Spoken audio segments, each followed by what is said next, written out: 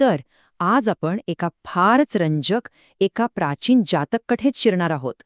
एक अशी गोष्ट जिथे न्याय आहे, बुद्धिमत्ता आहे आणि हो, एक असं अविश्वसनीय कौशल्य आहे ज्याबद्दल कधी कल्पनाही केली नसेल. विचार करा की हवेत उमटलेल्या पावलांचा माग काढता आला तर ऐकायला किती अशक्य वाटतंय नाही का. पण हाच प्रश्न या संपूर्ण कथेच्या केंद्रस्थानी आहे. ह्या कथानकात आपण एका मुलाच्या अद्भुत कौशल्यापासून सुरुवात करू, मग एका यक्षिणी आणि ब्राह्मणाच्या कथेतून पुढे जाऊ, त्यानंतर आईने दिलेली एक अनोखी भेट, राजाने केलेला एक गुप्त गुन्हा आणि मग आधारच कसा घात करतो हे पाहू, आणि शेवटी राज्याला न्याय कसा मिळतो हे समजून घेऊ.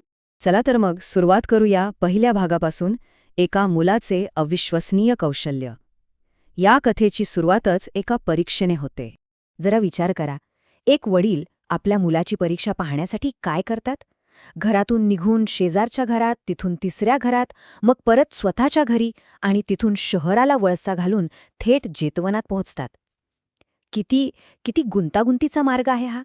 पण तो 7 वर्षांचा मुलगा, तो आपल्या बुद्धीच्या जोरावर प्रत्येक पावलाचा माग काढतो आणि वडिलांना शोधून काढतोच.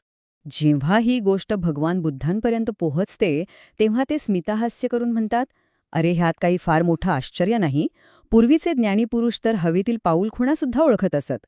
आणि मग ते सांगतात त्यांच्याच एका पूर्वजन्माची एक अविश्वसनीय कथा. आणि इथूनच आपल्या खऱ्या कथेला सुरुवात होते. तर दुसरा भाग, यक्षिणी आणि ब्राह्मण, ही आहे त्या पूर्वजन्माची कथा.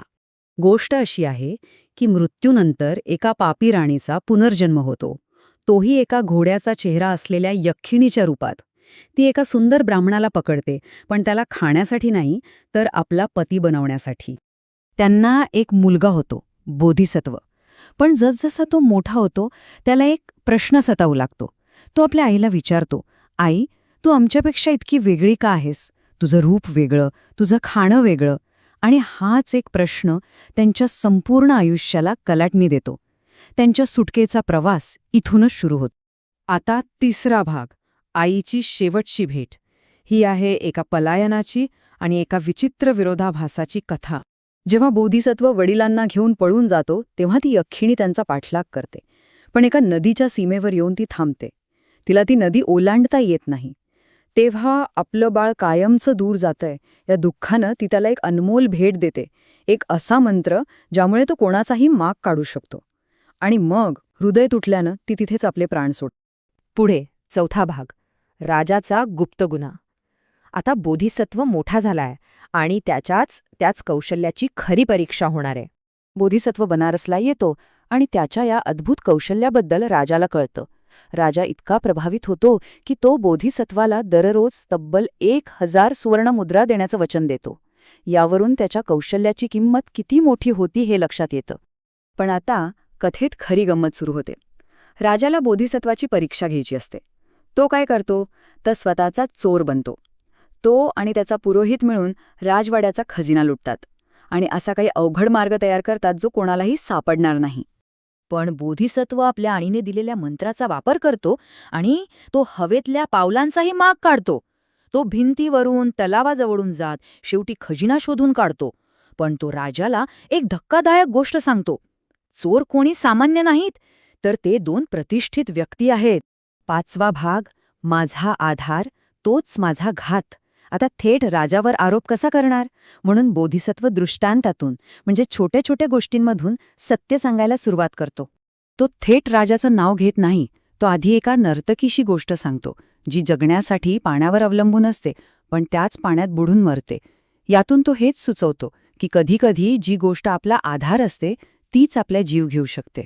आणि मग येतं ते वाक्य, ज्या पाण्याने व्याकुळ जीवांना शांती मिळते तेच पाणी माझा जीव घेत आहे. माझा आधार तोच माझा घात ठरला. हे जे वाक्य आहे ना, हे नीट लक्षात ठेवा, कारण ही ओळ या कथेत पुढे वारंवार येणार आहे आणि प्रत्येक वेळी तिचा अर्थ अधिक खोल, अधिक गंभीर होत जाणार आहे. तरीही राजाला काही कळत नाही.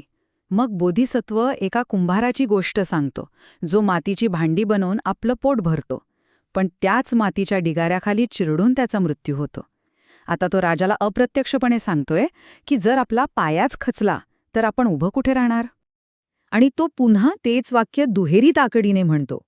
ज्यामुळे बीज उगवते, माणसाला आधार मिळतो, तिनेच माझे डोके चिरडली. माझा आधार तोच माझा घात ठरला. आता इशारा अगदी स्पष्ट होता. जर राजा, जो प्रजेचा आधार आहे, तोच चोर बनला, तर प्रजेने कोणाकडे पाहायचं? आणि आता शेवटचा भाग, राज्यासाठी न्याय. इतके इशारे देऊनही राजा ऐकत नाही, तेव्हा बोधिसत्वाला अंतिम आरोप करावाच लागतो.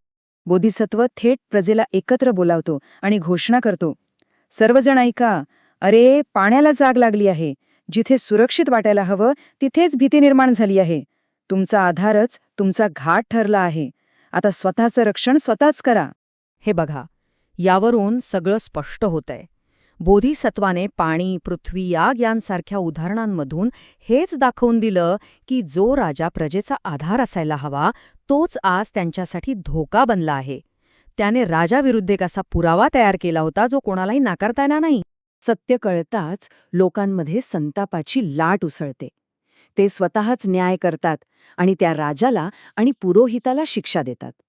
आणि मग त्या ज्ञानी आणि न्यायप्रिय बोधिसत्वाला आपला नवीन राजा म्हणून सिंहासनावर बसवतात. ही कथा तर इथे संपते, पण आपल्यासाठी एक खूप मोठा प्रश्न सोडून जाते. ज्यांनी आपलं रक्षण करायला हवं, तेच जर आपल्यासाठी धोका बनले, तर मग खरी सुरक्षितता शोधायची कुठे? आणि सत्य कितीही लपलेलं असलं, तरी ते बोलण्याचं धाडस किती महत्वाचं आहे, नाही का?